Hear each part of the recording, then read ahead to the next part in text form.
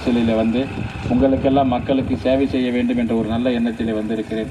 அந்த வகையிலே நீங்கள் எல்லாம் முரசு சின்னத்திலே வாக்களிக்க வேண்டும்.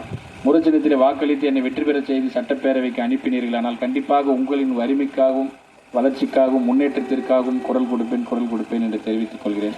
அதே மாதிரி பார்த்தீங்கன்னா உங்களுடைய தேவைகள், அடிப்படை தேவைகள் எல்லாம் பூர்த்தி செய்து நம்ம மாவட்ட அமைச்சரிடத்தில் பெற்று அதை கண்டிப்பாக பூர்த்தி செய்து தருவேன் என்று இந்த நேரத்தில் தெரிவித்துக் கொள்கிறேன்.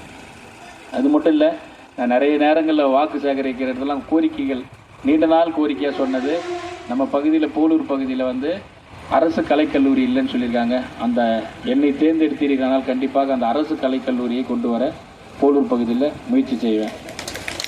ரெண்டாவது, அரசு பாலிடெக்னிக் கல்லூரி இல்லை, பசங்க படிக்கிற வகையில் அந்த பாலிடெக்னிக் கல்லூரி கொண்டு வரணும். அது மட்டும் இல்லை, இந்த விவசாயம் மிகுந்த பகுதி இந்த பகுதியெலாம் நம்ம தென்பெண்ணை ஆற்று செய்யாற்றை இணைக்க ரொம்ப நாள் திட்டம், அதை இணைக்க அதற்குண்டான நடவடிக்கையை மேற்கொள்வேன் என்று இந்த நேரத்தில் தெரிவிச்சுக்கிறேன்.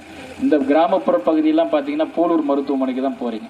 அங்கே பார்த்தீங்கன்னா ஒருங்கிணைந்தில் அதை வெளி பேஷண்ட் ஒரு இடத்துல, வெளிநோயாளி உள்நோயாளி 2 இடத்துல இருக்குது. அதையெல்லாம் ஒருங்கிணைந்த கட்டிடமாக ஒரே இடத்துல கட்டி அதனுடைய மருத்துவமனையில் அரசு மருத்துவமனையில் ஒரு தரத்தை உயர்த்துவேன் என்றும் இந்த நேரத்தில் கேட்டுக்கொள்கிறேன்.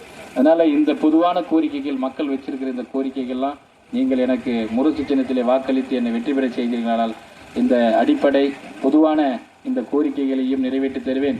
அதேபோல் உங்கள் கிராமத்து பக்கத்தில் இருக்கிற அடிப்படை தேவைகளையும் பூர்த்தி செய்து தருவேன் என்று கூறி வாய்ப்பளித்த அற்றும் நல்லவர்களுக்கும் நன்றி பாராட்டி வாக்களியுங்கள் முரசு சின்னத்திற்கே என்று கூறி இங்கு சிறப்பாக வரவேற்பு செய்த மகளிருக்கும் கழக நிர்வாகிகளுக்கும் நன்றி. வணக்கம்.